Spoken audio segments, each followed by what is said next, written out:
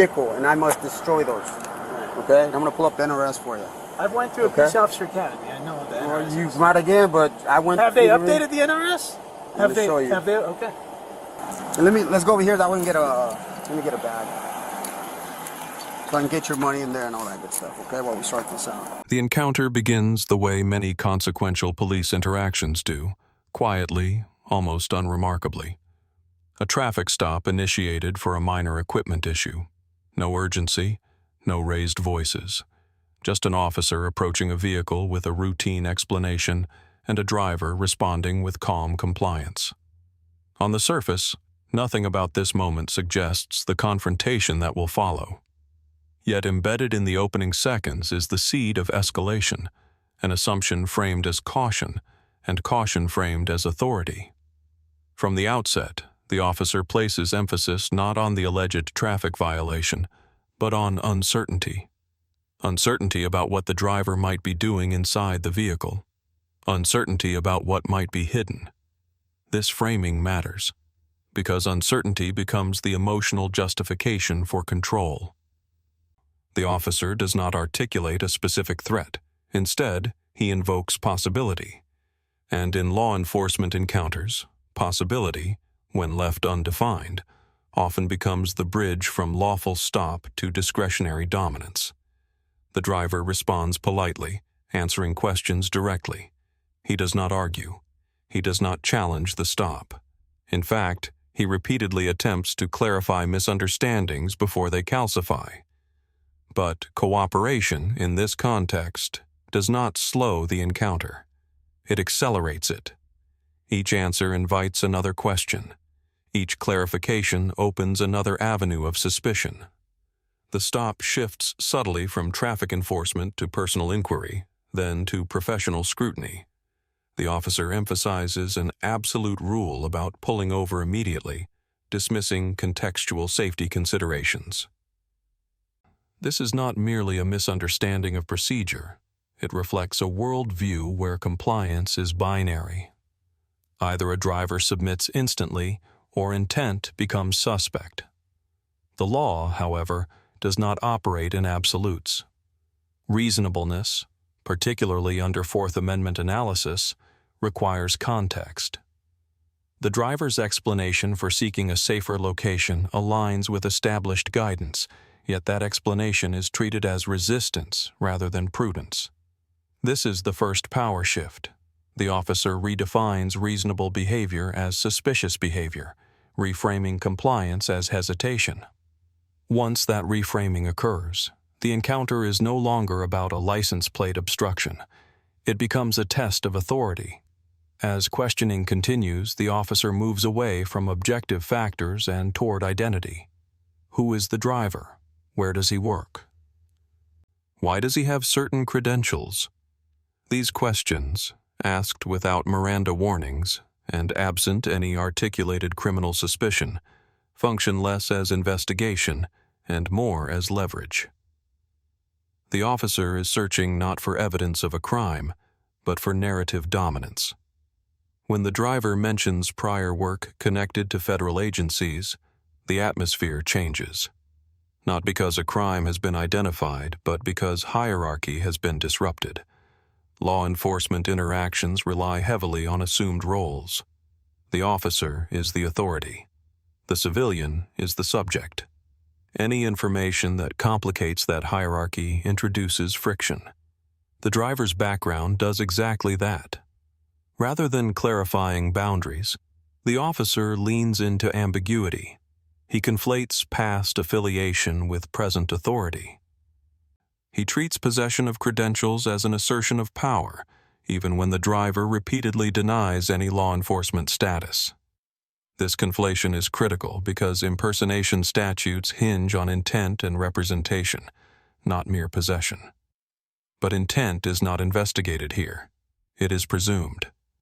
The encounter continues to escalate through accumulation. No single action justifies what follows. Instead, a series of small, legally fragile steps stack atop one another. Extended detention without clear cause. Probing questions unrelated to the initial stop. and a growing fixation on equipment that has not been used to exert authority over anyone. At this stage, the driver remains composed. That composure, however, becomes a liability. Calm is misread as calculated. Knowledge is interpreted as evasiveness. The officer begins to frame the driver's answers not as cooperation, but as contradictions, even when they are not. The legal foundation of the stop begins to erode. Reasonable suspicion must be specific and articulable. Probable cause must be grounded in facts, not impressions. Yet the officer increasingly relies on how the situation looks rather than what the law requires. Appearance replaces analysis. Perception replaces statute. The officer's focus narrows onto the lighting equipment inside the vehicle. The presence of emergency-style lights becomes the central justification for escalation, despite no evidence they were activated or used to influence others. This is where administrative authority blurs into punitive impulse. Instead of issuing guidance, a warning, or a citation, the officer frames the equipment as inherently criminal. This framing allows the encounter to cross a threshold. The driver is placed in handcuffs, not because he is dangerous, not because he is fleeing, but because the officer believes control is necessary to maintain dominance over an increasingly complex narrative. Handcuffs, in this context, are not a safety tool. They are a declaration. The search that follows lacks a clear legal basis. There is no consent, no warrant, and no articulated probable cause. The officer justifies his actions retroactively, citing statutes selectively and incompletely.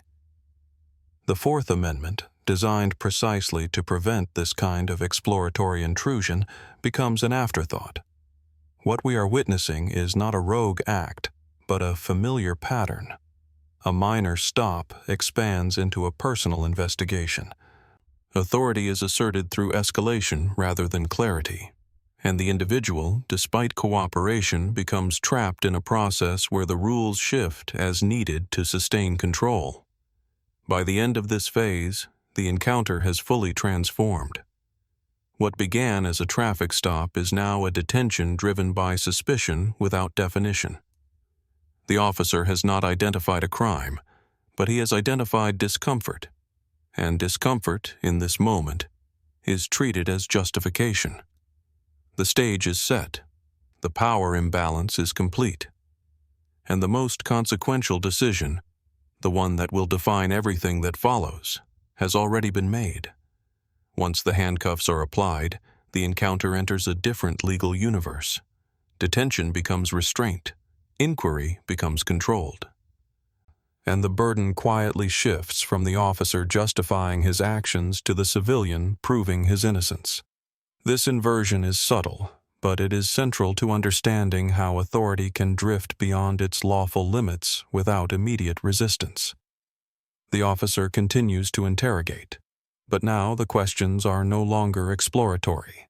They are confirmatory. Each inquiry is shaped to support a conclusion already forming in the officer's mind. This is confirmation bias in real time. Information is filtered not for accuracy, but for alignment with suspicion. The driver's explanations remain consistent. He distinguishes between past and present roles. He clarifies contractual relationships. He explains the purpose of equipment without asserting authority. None of this satisfies the officer, because satisfaction is no longer the goal. Validation is. The officer repeatedly returns to statutory language, but not in a way that reflects legal rigor. Sections are mentioned without context. Terms are invoked without definition. The law becomes a prop, a rhetorical instrument used to project certainty rather than establish truth. This is a critical failure point. Law enforcement authority derives legitimacy from fidelity to the law, not from confidence alone. At multiple points, the officer asserts powers that are, at best, questionable. The claim that equipment must be destroyed, the suggestion that possession alone constitutes impersonation. These assertions are not supported by the legal standards governing such offenses. Impersonation requires action, holding oneself out as an officer, exercising or attempting to exercise authority. None of that is demonstrated here. Yet, the officer speaks as though interpretation equals enforcement. This is where discretion becomes dangerous. Discretion is meant to allow officers to apply judgment within legal boundaries. But when those boundaries are misunderstood or ignored, discretion morphs into unilateral authority. The driver, restrained and surrounded, attempts to navigate this shifting terrain carefully. He does not escalate. He does not assert dominance. He does not challenge the officer directly. This restraint likely prevents further escalation, but it does not restore balance. The officer continues to press, seeking inconsistencies that are not there. The encounter illustrates a systemic issue rather than an individual failing. Officers are trained to control uncertainty, but not always to tolerate it. When uncertainty involves credentials, prior affiliations, or equipment that resembles authority, the instinct is often to neutralize rather than clarify. Neutralization, however, is not a lawful objective. As the officer consults external guidance, the tone shifts again. There is hesitation now. The confidence that fueled earlier decisions softens slightly. This suggests something important. Escalation is often easy. De-escalation requires validation from elsewhere. Authority, when questioned, seeks reinforcement. The driver remains cuffed during this period, despite the absence of flight risk or danger. This continued restraint underscores how quickly temporary measures become normalized. What begins as "for now" becomes indefinite, simply because no one intervenes to reverse it. The legal implications are significant. Handcuffing transforms a stop into a de facto arrest in many jurisdictions. Without probable cause, such an arrest is unlawful. Searches incident to that restraint risk exclusion. Evidence gathered during this phase becomes legally fragile, if not outright inadmissible. Yet the officer continues, seemingly unaware or unconcerned with these consequences. This is not malice. It is institutional momentum. Once escalation begins, backing down feels like loss. And loss, within a hierarchical system, is often avoided at all costs. Eventually, the external guidance arrives. The officer adjusts course, not because the law has changed, but because reinforcement has clarified limits. This is a crucial distinction. The resolution does not stem from internal recognition of overreach, but from external constraints. The handcuffs come off. The immediate crisis dissolves, but the damage remains. The driver has been detained, searched, and threatened with criminal charges that lacked firm legal grounding. His property has been handled, his reputation implicitly questioned, all without a citation, arrest, or formal accusation. This outcome is often framed as a success. No arrest, no harm. But that framing ignores the asymmetry of cost. The officer returns to duty. The driver leaves with a warning and a lingering sense of vulnerability. The system records the encounter, but accountability remains uncertain. What this phase reveals most clearly is how power sustains itself through ambiguity. The law is complex. Most citizens cannot challenge misinterpretation in the moment. Officers, operating under pressure and precedent, may rely on partial knowledge reinforced by authority. This is how rights erode, not through dramatic violations, but through routine expansions of discretion that go unchecked. The encounter moves toward closure, but the underlying issues remain unresolved. And that is what makes this case representative rather than exceptional. When the stop finally ends, there is no formal acknowledgement of error, no admission of overreach, no recalibration of authority. The officer disengages, not because the driver has been vindicated, but because further escalation is no longer defensible. This distinction matters. It defines the limits of accountability within the encounter. The driver is released with conditions rather than absolution. Remove the equipment. Be cautious. Avoid future complications. These instructions carry an implicit message. Conformity is the safest path, regardless of legality. Rights exist, but exercising them may invite scrutiny. Knowledge may protect you, but it may also provoke challenges. From an institutional perspective, this resolution is functional.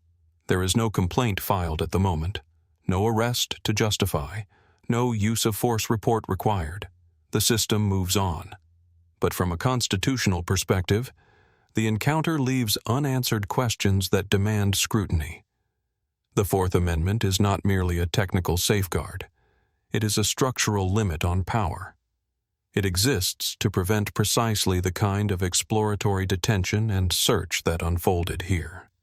When officers act on suspicion untethered from articulable facts, they undermine the legitimacy of enforcement itself. This case illustrates how easily legal thresholds blur under stress. Reasonable suspicion becomes generalized unease. Probable cause becomes interpretive assertion. Detention becomes investigation. Each step, taken alone, might appear minor. Together, they form a pattern of overreach. The officer's behavior cannot be understood in isolation. Training, policy, and culture all play roles.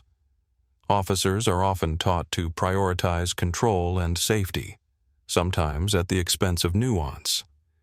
Yet safety and legality are not opposing goals. They are mutually reinforcing when properly understood. The driver's experience also highlights a paradox. Individuals with specialized backgrounds, security professionals, contractors, former agents, may attract heightened scrutiny precisely because they disrupt assumed roles. Familiarity with systems can be misread as threat. Expertise becomes suspicion. This dynamic reveals a deeper issue. Authority that feels challenged may respond defensively rather than analytically. The law becomes less a guide and more a shield. There is no dramatic conclusion here. No arrest, no lawsuit within the frame of the footage. And that is precisely why this case matters. Most constitutional violations do not end in courtrooms. They end on the roadside, unresolved and unexamined. The absence of catastrophe does not equal the presence of justice. What lingers after the patrol car departs is a question of precedent. How many similar encounters unfold daily? How often does discretion expand beyond its lawful scope without consequence? How many citizens leave interactions altered, not physically harmed, but recalibrated in their understanding of power? This is the quiet cost of unchecked authority. It does not always bruise the body, it reshapes behavior. The driver will likely remove the equipment, not because it was unlawful, but because the cost of defending legality is too high. This is compliance through deterrence, and it is one of the most effective, least visible mechanisms of control. For law enforcement institutions, the lesson is equally clear. Authority exercised without precision erodes trust. Trust, once lost, is difficult to rebuild. Encounters like this do not just affect individuals. They shape public perception of legitimacy. Accountability does not require vilification. It requires clarity. Clear standards, clear training, clear consequences when boundaries are crossed. This case does not present a villain. It presents a system operating under strain, revealing its fault lines. The officer acts with confidence but limited legal grounding.